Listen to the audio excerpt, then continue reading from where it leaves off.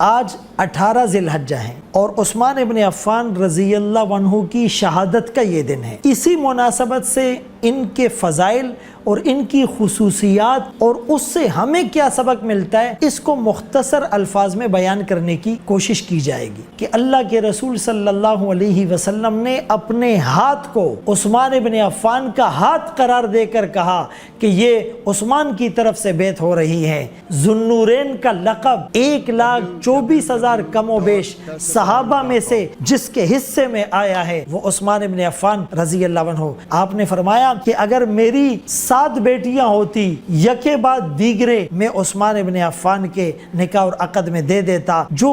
اتنا پاکیزہ اور حیا کرنے والا انسان ہے کہ فرشتے بھی ان کی حیا سے حیا کرتے ہیں۔ عثمان ابن عفان رضی اللہ عنہ کے کارنامے تو بہت ہیں، مسجد نبوی کی توسیع کے لیے زمین خریدنا اور میٹھے پانی کا کنواں خرید کر وقف کرنا اور قرآن کریم کو جمع کرنا اور پھر تبوک کے موقع پر 600 اونٹ سامان سے لدے ہوئے راہ خدا میں وقف کرنا اور کئی غلاموں کو آزاد کرنا، یہ رسول اللہ صلی اللہ علیہ وسلم کی بہت سی بشارتوں کے مستحق ٹھہرے۔ لیکن نتیجہ اور انجام کیا ہوا؟ اسی مسجد میں نماز پڑھنے سے انہیں روک دیا گیا، اسی کنویں کا پانی ان پر بند کر دیا گیا، اسی عثمان ابن عفان رضی اللہ عنہ کی ساری قربانیوں کو یکسر نظر انداز کر کے ان کے خلاف علم بغاوت بلند کیا گیا، ان کے خلاف مختلف قسم کی سازشیں کی گئی، لیکن فرمانے لگے کہ میں مدینۃ الرسول میں خون ریزی نہیں چاہتا،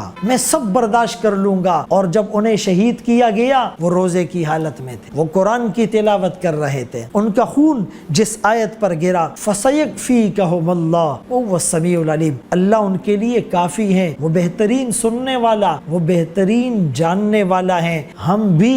روزے بھی کثرت سے رکھے، نفلی قرآن کریم کو اپنا اوڑھنا بچھونا بنا لے، حیا کی صفت اپنے اندر پیدا کرے، معاف کرنا اور درگزر کرنا سیکھیے۔ اگر ان چیزوں کو ہم اپنی زندگی میں شامل کر دیں گے تو وہ فضیلتیں، وہ سعادتیں ہمیں بھی تھوڑی بہت مل جائے گی۔ سوشل میڈیا پر سب سے قدیم اور سب سے ریلائبل برانڈ درسقرآن.com